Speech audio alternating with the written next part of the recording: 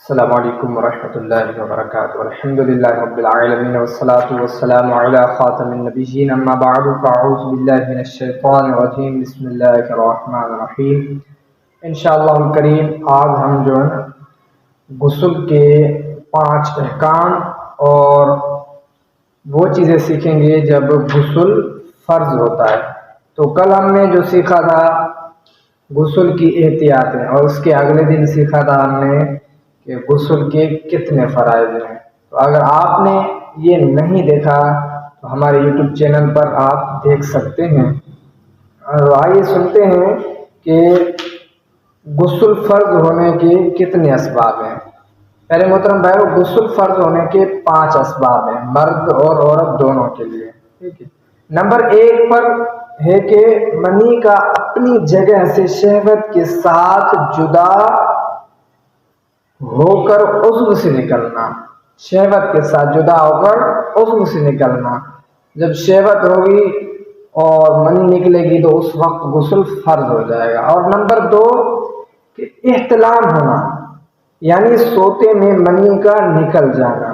Number 3 پر ہے شرمگاہ میں حشفہ، سوپاری داخل ہونا، خواہ شہوت ہو یا نہ ہو، انزال ہو یا نہ ہو، دونوں پر غسل فرض ہوگا۔ یعنی مرد و عورت کا جب آپس میں ملاپ ہوگا تو اس میں اگر شہوت ہو یا نہ ہو، بہرحال دونوں پر غسل فرض ہوگا۔ اور نمبر 3 پر ہے حیض سے فارغ ہونا، مخصوص دنوں میں جو عورتوں کو حیض آتا ہے، جب اس کا ختم ہو جانا تو اس کے بعد عورت پر غسل کرنا لازمی ہوتا ہے۔ اور نمبر 5 پر ہے نفاس، یعنی بچہ جننے پر جو خون آتا ہے اس سے فارغ ہونا۔ جب وہ خون ختم ہو جاتا ہے تو اس کے بعد غسل کرنا عورت پر فرض ہوتا ہے۔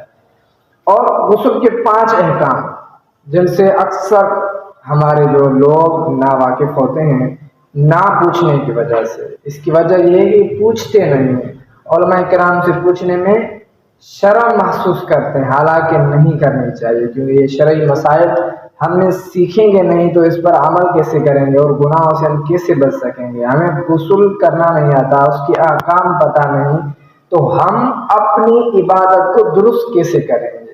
کیونکہ مین پوائنٹ تو غسل ہے ہمارا۔ اگر غسل ہی ہم نے نہیں سیکھا تو اس کے بعد ہمارا وضو بھی نہیں ہوا، وضو نہیں ہوا تو ناپاکی کی حالت میں تو ہمارا مسجد میں آنا بھی جائز نہیں تھا۔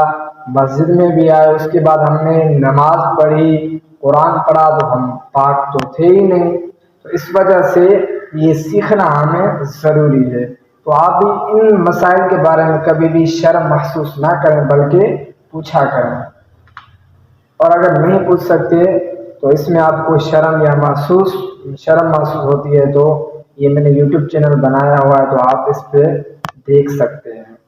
تو جو غسل کے 5 جو احکام ہیں، نمبر 1 پر ہے جو منی شہوت کے ساتھ اپنی جگہ سے جدا نہ ہوئی، شہوت نہ تھی بلکہ بوجھ اٹھانے یا بلندی سے کسی اوپر والی جگہ سے گرنے یا فضلہ خارج کرنے کے لیے زور لگایا، تو ان صورت میں اگر منی خارج ہوئی تو غسل فرض نہیں ہوگا، بہرحال وضو ٹوٹ جائے گا۔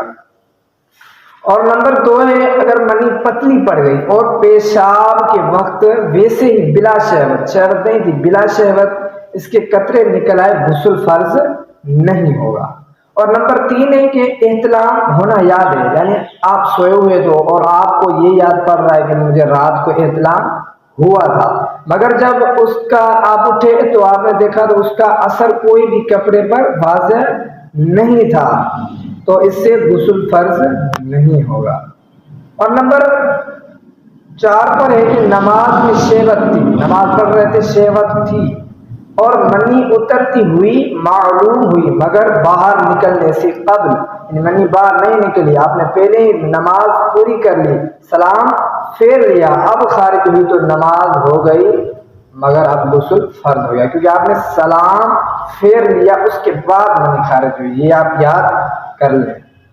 اور نمبر 5 پر ہے معاذ اللہ اپنے ہاتھوں سے مادہ خارج کرنے سے جو غسل کرنا، اپنے ہاتھوں سے جو مادہ خارج کرتے ہیں تو اس سے غسل فرض ہو جاتا ہے، یعنی مشت زنی جو کرتے ہیں، اور یہ گناہ کا کام ہے۔ اور حدیث پاک میں ایسے شخص کو ملعون کہا گیا ہے۔